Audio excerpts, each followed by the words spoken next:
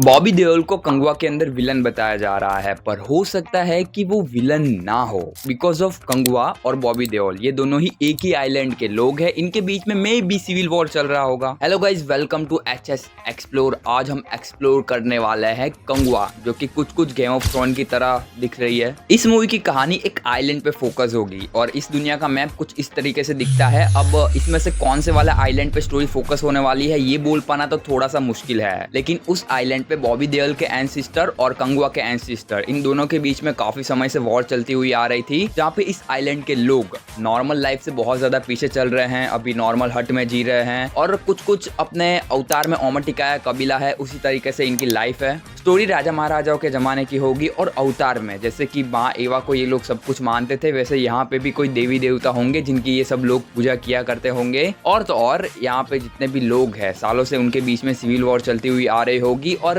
इसके ही तहत कुछ हुआ होगा, जिसके बाद बॉबी देओल अपने चेले चपाटी को भेजता है कंगवा का सील लाने के लिए। जिसके बाद में बॉबी देओल का सेनापति, जो कि मे बी ये हो सकता है, वो कंगवा के कबीले में जाएगा और वहां पे जाके लोगों को टॉर्चर करेगा कि बता दे कि हमको कंगवा कहाँ पे है। और इधर दूसरी तरफ कंगवा क्रोकोडाइल से लड़ रहा होगा, मे बी क्रोकोडाइल गाँव वालों को परेशान कर रहा होगा इसलिए। और इसके बाद आएगा गरीबों का मसीहा। एज वी नो कि कंगवा आएगा, गांव वालों को बचाएगा। बॉबी देओल के जो भी चेले चपाटे हैं उनको बराबर मारेगा, जिसके बाद में वो जाएंगे रोते हुए अपने मालिक के पास में, जिसके बाद में बॉबी देओल इनको भी मारेगा कि सालो तुम इतना काम नहीं कर सकते हो। इन सब चीजों के बाद बॉबी देओल का पानी सर के ऊपर निकल जाएगा, उसको बहुत ज्यादा गुस्सा आएगा। फिर से वो बड़ा अटैक प्लान करेगा, जिसके अंदर कंगवा के 100-200 आदमी मारे जाएंगे। ट्रेलर के अंदर जो ये सीन है मे बी वो यही इंडिकेट कर रहा होगा। इधर कंगवा फाइनल अटैक करेगा और जिसके निष्कर्ष में उस बैटल के अंदर एक सीन आता है जहां पे कंगवा अपने तलवार से अपना हाथ काटते हुए ये बोलता है कि तुम्हारे खून में और हमारे खून में कुछ फर्क है क्या।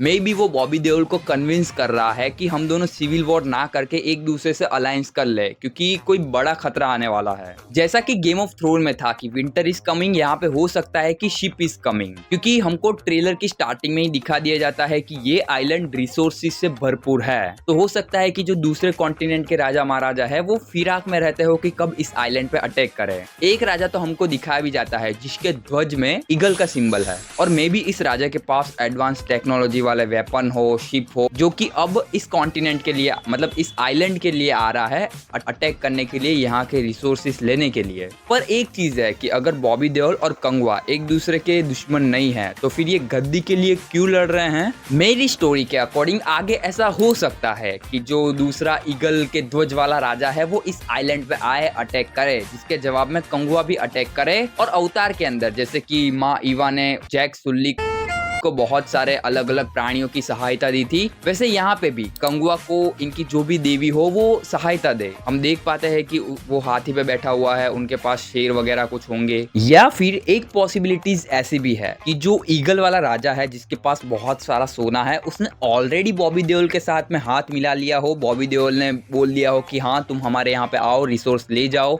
और कंगवा को तो हम लोग देख लेंगे। तो ये दोनों मिलके अलायंस करके उसके बाद में कंगवा पे अटैक करे। अगर ये चीज होती है तो मूवी में थोड़ा और दम पड़ेगा और हो सकता है कि बॉबी देओल को कंगवा आगे जाके कन्विंस करे कि ये हमारी प्रकृति को उजाड़ देंगे, ये वगैरह वगैरह, ऐसा कुछ हो सकता है। लेकिन प्रॉब्लम यहाँ है कि इंडिया की 99% मूवी में, मतलब विजन तो उनका कॉन्सेप्ट एकदम बढ़िया होता है, लेकिन प्रॉब्लम होती है एग्जीक्यूशन के अंदर। मतलब कि मे बी इस मूवी के अंदर कंगवा को भाई बहुत बड़ा बताया जाए, बहुत महान बताया जाए, साइड कैरेक्टर, सपोर्टिंग कैरेक्टर, इन पे इतना फोकस नहीं किया जाए। जहाँ पे तुम राजा महाराजा वाली सीरीज बना रहे हो तो फैमिली ट्री को ध्यान में रखते हुए हर एक कैरेक्टर की उसकी इंपॉर्टेंस होती है। तो मे बी कंगवा, बॉबी देओल और उस विलन को छोड़ के भी बहुत सारे कैरेक्टर पर फोकस किया जाए।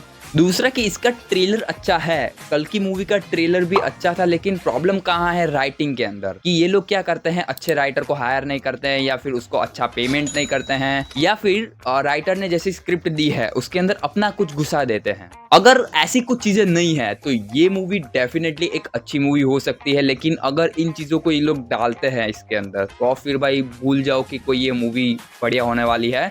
वीएफएक्स तो इसके एकदम माइंड ब्लोइंग नहीं, ठीक ठाक ही बोलना चाहूंगा। चलता है भाई, स्टोरी अच्छी डिलीवर कर देना तुम, जो भी हो वो। तो चलो भाई लोग, आज के लिए इतना ही ज्ञान, मिलते हैं अगली वीडियो में। और हाँ, आपकी जो भी फैन थ्योरी हो इस मूवी को लेके प्लीज लेट मी नो।